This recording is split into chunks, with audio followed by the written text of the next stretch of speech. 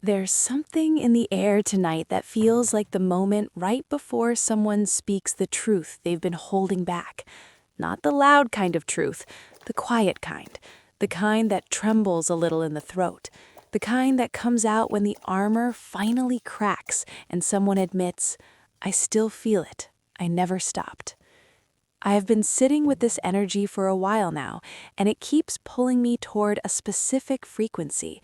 It's the frequency of someone who flinches when love gets too close, not because they don't want it, but because they've learned that closeness can become a battlefield. They've learned that the people who promised safety sometimes became the source of the deepest wounds. And now, when something real approaches, their whole system braces for impact, even as their heart reaches forward. Does that resonate with you? This sense that someone in your orbit, or perhaps you yourself, has been navigating love with one foot ready to run? There's a transformation happening here, but it's not the gentle, blooming kind we often romanticize.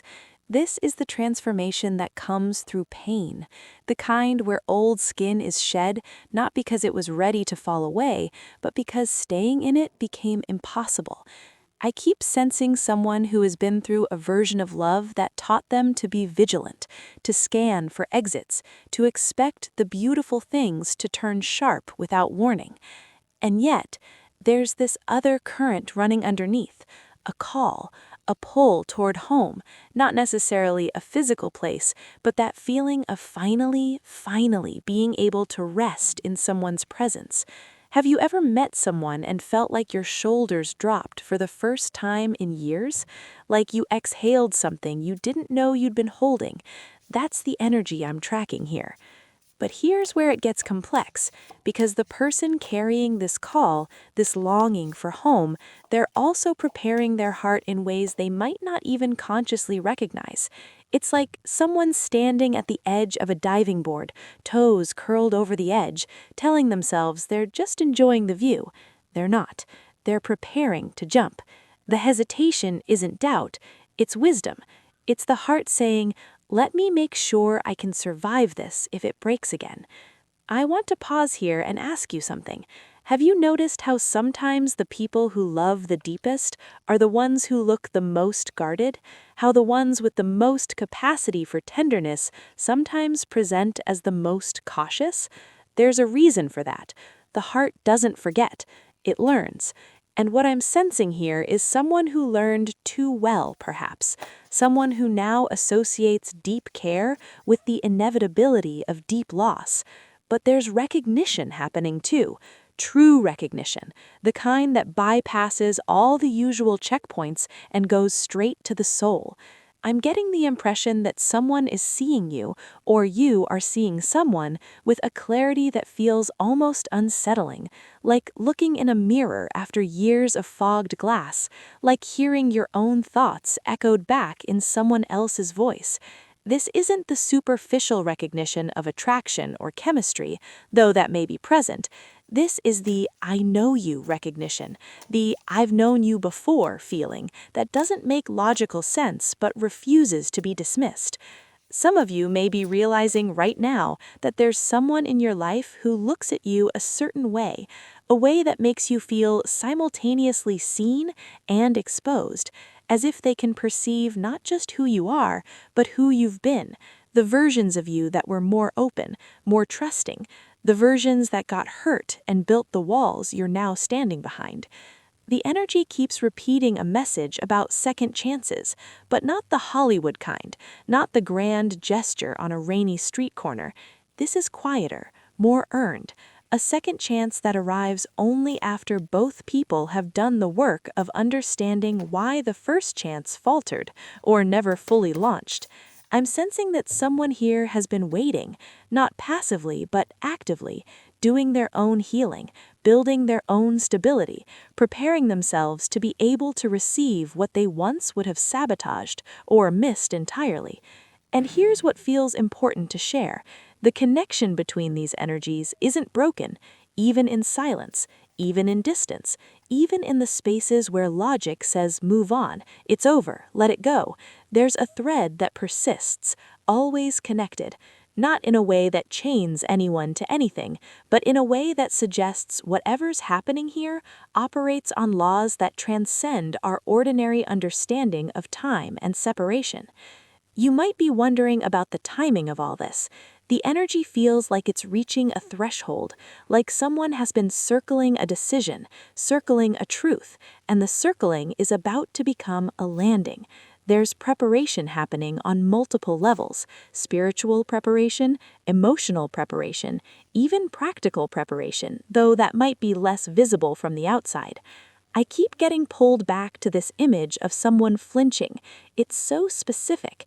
Have you ever reached for someone's hand and felt them tense for just a fraction of a second before they relaxed into your touch? Or have you been the one tensing? That micro moment contains entire histories, entire battlefields. The body remembers what the mind tries to forget. And what I'm sensing here is someone is learning to soften that reflex, learning that not every outstretched hand contains a hidden weapon, but it's a process. It doesn't happen all at once. There's almost a sacred thing about watching someone choose to trust again, to choose you specifically as the person worth risking the flinch for, because that's what love requires after pain: the willingness to flinch and stay anyway, to feel the old fear rise up and to meet it with presence rather than retreat. I'm hearing something like, "I'm trying." Not the words exactly, but the energy of effort, of someone who wants to be different than their history trained them to be, someone who is actively working against their defensive instincts because they've finally encountered something or someone they don't want to lose to their own fear. This feels like someone who gave more than they received in their past connections, someone who learned that being the giver meant being the one left empty. And now, when they encounter genuine reciprocity, it almost doesn't compute at first. It feels like a trick, like the other shoe is waiting to drop. But slowly, slowly, they're learning to let good things be good, to let care be real, to let themselves be chosen without having to earn it through sacrifice. You know what's interesting? The energy suggests that whatever walls exist here, they're not being climbed over or broken down, they're being dismantled from the inside, by choice. That's a crucial distinction. This isn't someone being conquered or convinced. This is someone choosing to open the gate, choosing to lower the drawbridge. And that choice, that agency, makes all the difference in whether what comes next can actually last. There's a part of this that feels like coming home, doesn't it? But not the nostalgic home of childhood or the idealized home we sometimes imagine. This is the home you build by being fully present with another person, the home that exists in the space between you, where honesty lives, where the flinching can be acknowledged without shame, where someone can say, "This is hard for me," and be met with patience rather than frustration. I want to acknowledge something for those of you who might be feeling impatient with this process, who might be thinking, if they really wanted this, they'd be here already. They wouldn't hesitate. They wouldn't need so much time. But what if the depth of the hesitation is actually proportional to the depth of the feeling? What if the care is so significant that the fear of losing it requires extra processing time? Some people move quickly because they're not fully invested yet. The ones who move slowly, who prepare, who consider, who flinch and then lean in anyway, sometimes they're the ones who are in it for the long haul, the ones building something that can actually bear weight. There's a recognition happening here that feels ancient, like two people finding each other again after being separated by circumstances, by timing, by the need to grow individually before they could grow together. True recognition doesn't always arrive when we want it to. Sometimes it arrives only after we've become the people capable of sustaining it. And that preparation I mentioned earlier, it's not just about being ready for the good parts, it's about being ready for the hard parts too, about having developed enough self-awareness to know your own triggers, enough stability to not make someone else responsible for regulating your emotions, enough humility to apologize when you fall back into old patterns. That's the work. That's what makes a second chance actually viable, instead of just a repetition of old wounds. The connection here feels unbroken, even when it's untested. Does that make sense? Like there's a knowing that persists underneath the uncertainty, a foundation that was laid in moments of genuine meeting, even if those moments were brief or seemingly long ago. Always connected, not as a burden, but as a truth, as something that simply is, whether acknowledged or not. You might be sensing this in your own body as I speak, a warmth, a recognition, a yes, that's exactly it that bypasses your rational mind. Trust that. That's your own intuition confirming what the cards are illuminating. You're not imagining this energy. It's real, it's present, and it's moving. There's something developing behind the scenes that hasn't fully revealed itself yet. I can't quite see the form of it, but I can feel the momentum, like a gathering storm that brings rain instead of destruction, like potential energy converting to kinetic. The preparation phase is nearly complete. The heart that was learning to trust is nearly ready to speak its truth. At first, this looked like a story about separation, about people who couldn't bridge the gap between them. But looking deeper, it feels more like a story about the courage required to bridge that gap, about the internal work that happens invisibly while the external world sees only silence or distance. Someone has been doing that work. Someone has been preparing to meet you or meet this moment with a fullness they couldn't access before. There's more to this than first appeared, layers upon layers of meaning and healing and hope.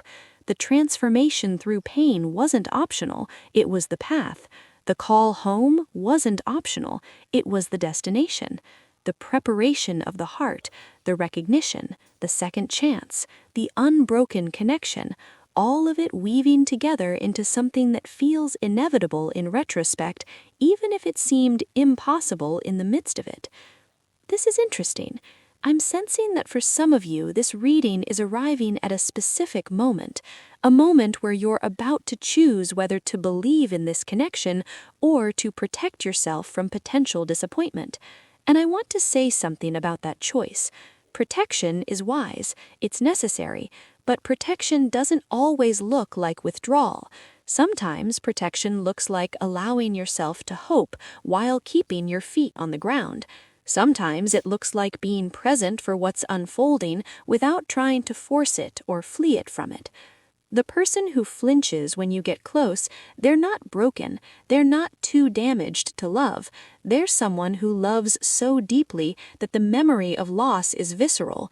And when they choose you despite that flinch, when they stay open even when every instinct says to close, that's not hesitation, that's courage. That's love showing up in its most honest form.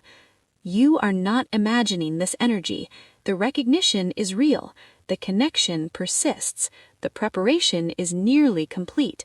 And something beautiful is waiting on the other side of this threshold.